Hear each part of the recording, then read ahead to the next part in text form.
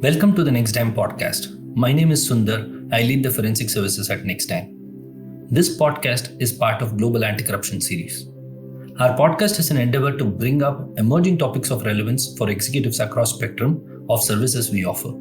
Hope you enjoy the podcast. Across the geographies, regulatory environments are changing, business practices are changing, and behaviors are changing with COVID. Anti-corruption in the current times is bringing newer dimensions with issues around supply chain, healthcare, and other reporting requirements.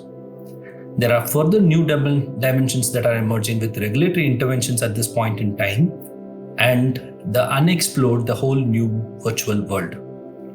In this podcast, we will be interviewing specialists across regions to gather specific insights on anti-corruption in current times.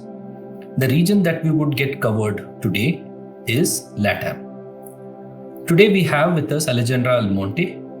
Alejandra is a member and vice chair of International Department with Miller & Cavalier.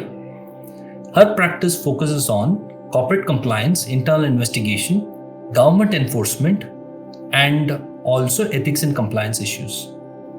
She brings rich experience specifically in LATAM regarding anti-corruption. Alejandra, welcome to the show. Thank you very much. It's a pleasure to be here. Perfect. So I just want to start with this basic thing that there's a lot of changes that are happening at this point in time in the market. How do you see things evolving for LATAM specifically with COVID? What is the broader context of compliance risks that you're perceiving there? I'd say that the compliance risks are quite high. Latin America, unfortunately, I will say, has always been a region that has been plagued with compliance risk. Primarily, and certainly the area of my focus, is corruption risk when it comes to various government entities across the region. In this particular COVID situation, I would say there are a couple of factors that surface that, while they're traditionally red flags, as we would consider them in the corruption space, are exacerbated because of the current crisis. Many of our clients and companies across the region are seeing new touch points with government entities in their operations. In some cases, they're seeing increased touch points with government entities. They're seeing an emerging crisis that creates a time pressure on procurement processes and on supply chains, and I'll break these down as the conversation unfolds.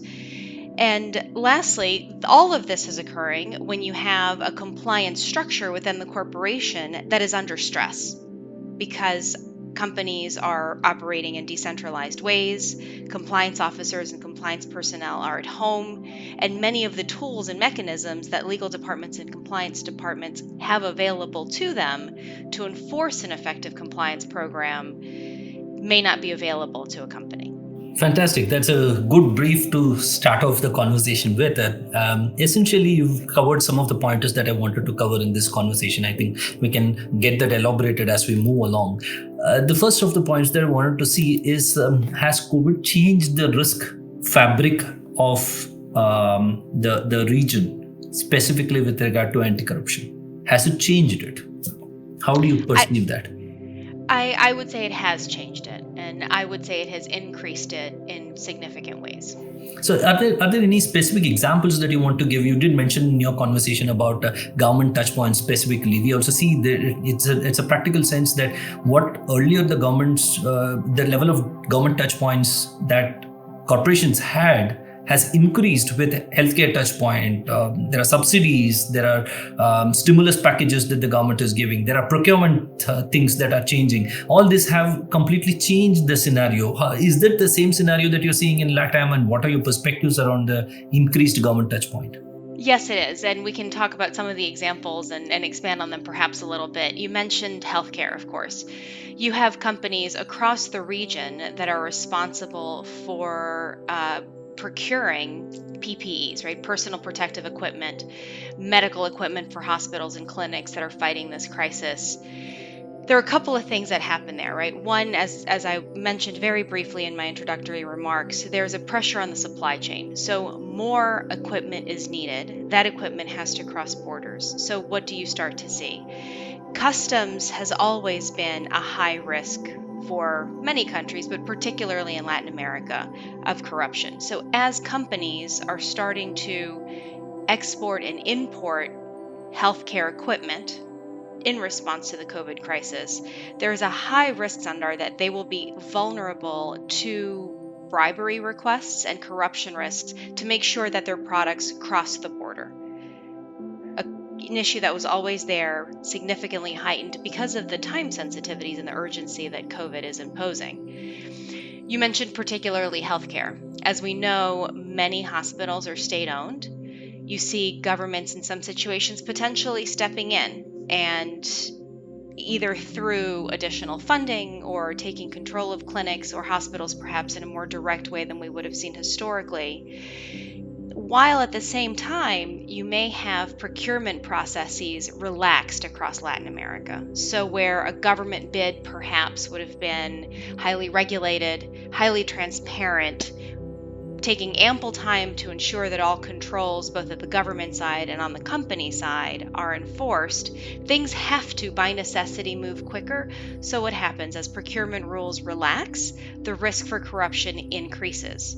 And that's a significant risk that companies, particularly those that are responsible for sourcing equipment and medical goods to state-owned hospitals, have to be very sensitive to ensure that while procurement processes may officially be relaxed, that their employees and their personnel understand that the same rules of the road apply, that ethical conduct is expected, that anti-corruption controls must be operating to ensure that should there be a vulnerability to corruption, that vulnerability is detected and ultimately bribes are not paid. Fantastic. It's interesting to come up with such a perspective which is more focused on the time sensitivities associated with the current environment.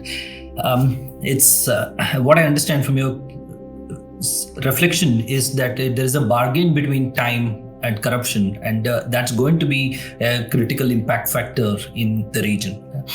Fantastic. So I just want to extend it from here, from this perspective, that there are several regions which are still under lockdown or in the process of relaxing the lockdown or working from remote. When I say lockdown, I'm speaking about scenarios where people are working from home or home offices, as the case may be, right? So this is creating certain set of economic stress, and this is also creating certain set of challenges in the current environment. How do you see that in LATAM region? Are you seeing that this contributes to further corruption, or this also limits further corruption because people interfaces does not exist? It's an interesting way that you pose the question. I think there's a bit of both, and a lot of it perhaps depends on, again, a couple of factors. One is the industry in which companies may be operating. You may see some industries where, in fact, the corruption risk is heightened, as some of the examples that we've discussed already, and others perhaps where there is a decrease because, as you note, they're not subject to the day-to-day physical interaction with the government. I'd say by and large, Latin America is a region where compliance is really starting to take foot, particularly in some countries like Brazil, like Colombia, like Chile, like Mexico, where you see companies at the forefront of enforcing and developing their compliance programs. Some are more mature than others. So for those programs that perhaps are less mature, that's where I would see the corruption risk to be most increased. So if you have a company, for example, where compliance controls exist, but perhaps there are not the types of automated tools that would allow a company to enforce anti-corruption controls remotely. So you've got your compliance personnel, as I mentioned earlier, working at home. You've got your audit teams working at home. You've got your finance procurement teams all working at home. There is a risk that some of those controls that are designed to detect and respond to corruption risks may not be operating at least as fully as they would be. So when we talk about remote working, that's one of the most imminent risks that we see emerge, is how can compliance officers, legal departments, these key gatekeepers, if you will, of the compliance function continue to exercise their role effectively to help their companies enforce their compliance programs in a way that you would see in a non-COVID situation. At the same time, you have government officials who themselves are not working at home. which which to your point, some might argue decreases the risk of corruption because we're not face to face, we're not interacting, but the interaction is still there. And just as we've painted a picture where the compliance environment of a company might be fractured by remote working, similarly, I would expect government officials themselves are not working within the context and the confines of their own offices with their own controls, which might give a little bit more of a risk that both the official might feel more Comfortable. comfortable, if you will, to request that bribe, and the personnel at the company might feel, because the controls are not there either, and we will be fair, right, either intentionally or frankly inadvertently miss a flag, miss an implementation of a control that would allow a bribe to go out the door. Absolutely, absolutely. So one of the things which is also critical to look at is it's going to be the temporary phase in which how people behavior change and how they That's balance their exactly right. behavior in this current context. It may not be very, very static, so to say, and you cannot pattern it, and you cannot bring in policy or controls to manage it because it's so distributed. One of the basic things to look at it is that primarily compliance officer always has a pulse of the organization of compliance controls, but because he's not in the organizational premises and the people who are high risk are not in that organizational premises, he may not have that pulse, right? The digital pulse is going to be very, very different. Not everybody may be equipped with the digital pulse. Those are factors which will have a impact in terms of sensing those pulses. That I think is going to be another factor that will evolve as we speak. Absolutely. Yeah. Absolutely. And I want to go back to this physical interfacing with government officials, because while the majority of companies, I think, are decentralized and working from home, there's still that are operating physically. You've got manufacturing, production plants that are still in many industries operating, but they may be operating under a new set of rules, to your point. Physical distancing, what equipment is necessary. And there's a question mark there as to how are public health officials who may be coming to audit in real time these premises to ensure that they are complying with new public health regulations. How disciplined is that going to be? How much discretion does the government official have on site to certify or not certify, to threaten to shut down the facility or not threaten to shut down a facility? Again, at a critical time for these industries where not only is there commercial pressure, but there may be, as we were discussing earlier, that urgent need to meet supplies, and a one-day shutdown could be quite detrimental to the operations and to the business at large, creating again a risk for bribery. Yes, that's undeniable, and that's going to be completely circumstantial at this point in time. We just need to see how people's behavior evolve over a period.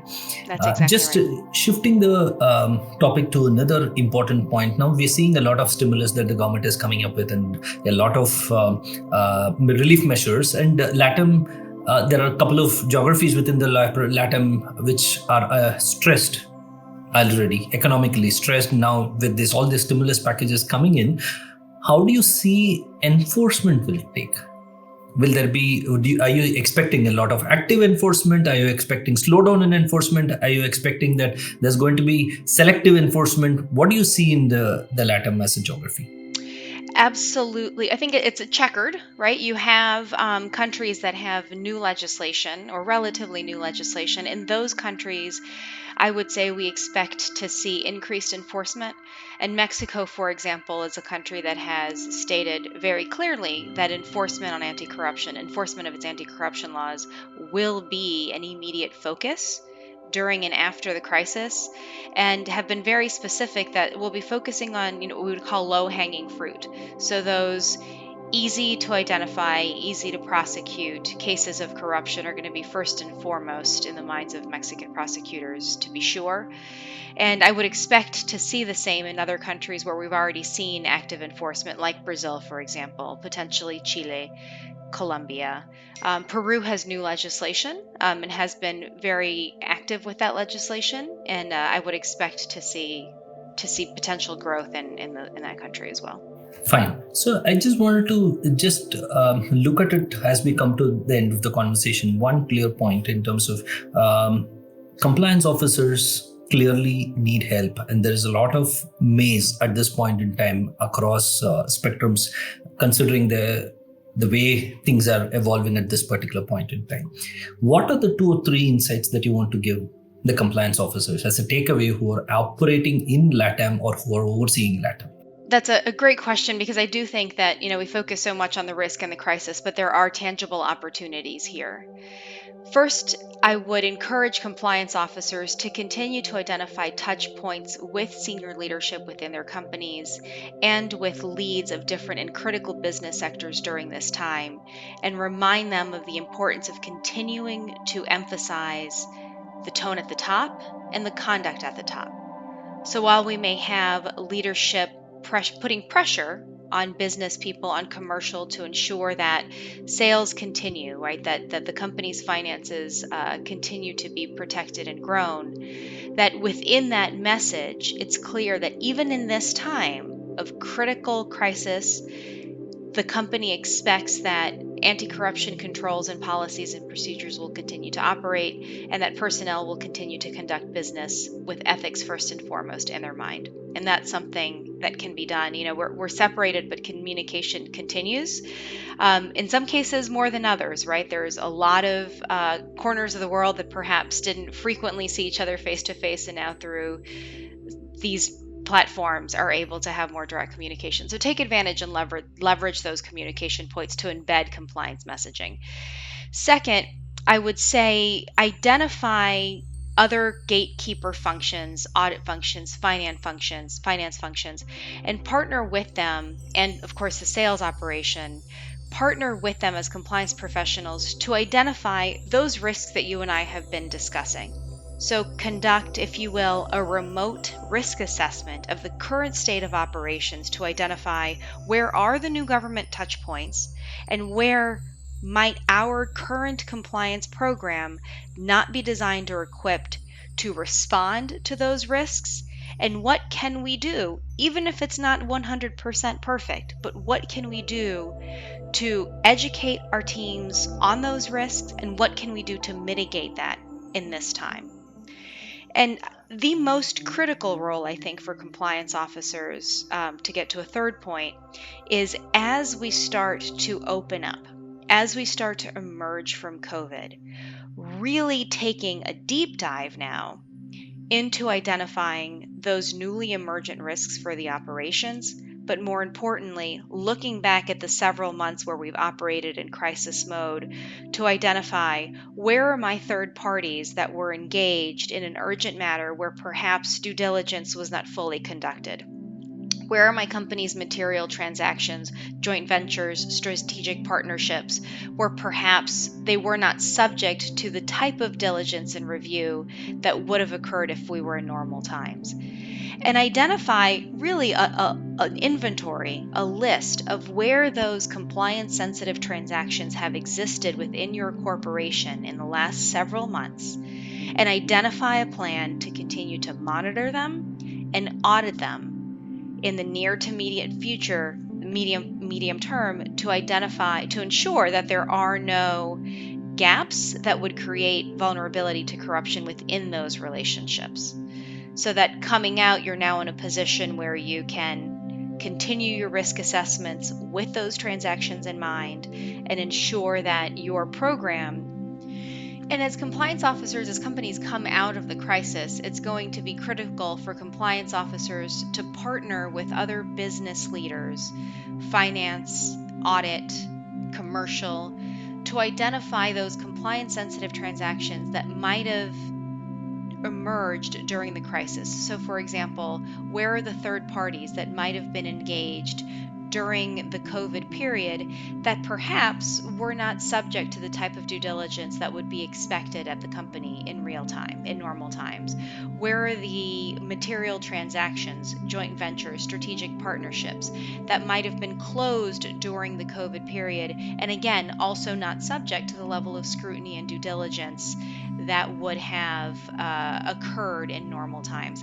Payment to government officials, audits by government officials that might have taken place in these operations that were still physically active. It will be very important to create an inventory of those compliance-sensitive transactions and a plan going forward to monitor those transactions and similar transactions to ensure that they were not vulnerable to risk during the COVID period, and that all controls are put in place going forward to monitor those relationships for potential corruption vulnerabilities and risks.